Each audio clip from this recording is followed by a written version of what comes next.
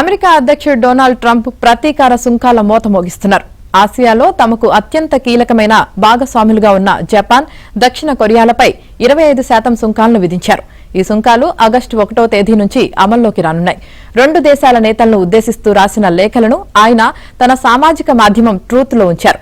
రెండు దేశాలు ప్రతీకార సుంకాలను పెంచవద్దని, అలా చేస్తే వారి ఆటోమొబైల్, ఎలక్ట్రానిక్స్ పరిశ్రమలు దెబ్బతింటాయని హెచ్చరించారు.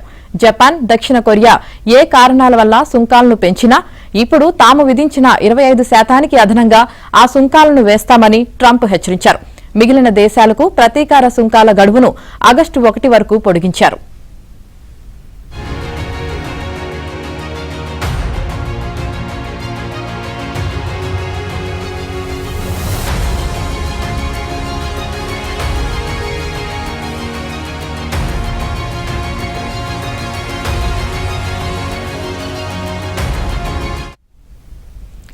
సుంకాల ఉపశమనానికి ఇచ్చిన గడువు ఇవాల్టితో ముగియనుండటంతో దానిని ఆగస్టు 1 వరకు పొడిగిస్తూ ఉత్తర్వులపై ట్రంప్ సంతకం చేశారు.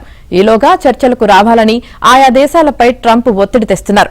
ఒప్పందాలు కుదుర్చుకోని దేశాలకు లేఖలను పంపడం ప్రారంభించిన ప్రభుత్వం ఆగస్టు 1 నుంచి భారీ సుంకాల మోత మోగించనున్నట్లు హెచ్చరిస్తోంది. దీంతో భారత్కు మరికొంత కాలం గడువు లభించింది. ఇవాళ భారత్, అమెరికాల మధ్య ఒప్పందం కుదిరే అవకాశముందని తెలుస్తోంది.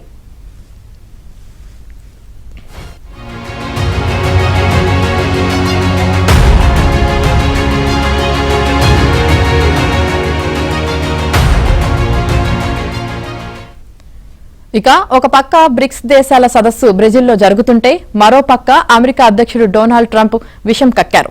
బ్రిక్స్ అనుసరిస్తున్న అమెరికా వ్యతిరేక విధానాలకు మద్దతుగా నిలిచిన దేశాలపై మరో 10% అదనపు సుంకాలు విధిస్తానని హెచ్చరించారు. ఇందులో ఎలాంటి మినహాయింపు ఉండబోదని స్పష్టం చేశారు. ఈ మేరకు సోషల్ మీడియాలో ఒక పోస్ట్ పెట్టారు. బ్రిక్స్ అనుసరిస్తున్న అమెరికా వ్యతిరేక విధానాలేంటో చెప్పలేదు. ప్రపంచ దేశాలకు వాణిజ్య విధి విధానాలు అధికారికంగా లేఖల రూపంలో పంపిస్తున్నట్లు తెలిపారు. ట్రంప్ అడ్డగోలు సుంకాలను పరోక్షంగా తప్పుబడుతూ బ్రిక్స్ ప్రకటన చేయగానే ట్రంప్ తాజా ప్రకటనతో బదులిచ్చారు.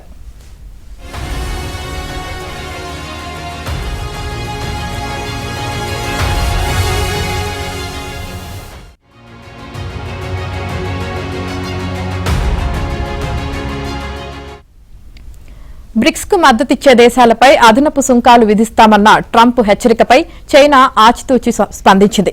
బ్రిక్స్ ఘర్షణను కోరుకునే కూటమి కాదని స్పష్టం చేసింది. ఏ ఒక్క దేశాన్ని అది లక్ష్యంగా చేసుకోదని కూడా పేర్కొంది. వాణిజ్య సుంకాల యుద్దంలో విజేతలెవరూ ఉండరని చైనా వ్యాఖ్యానించింది.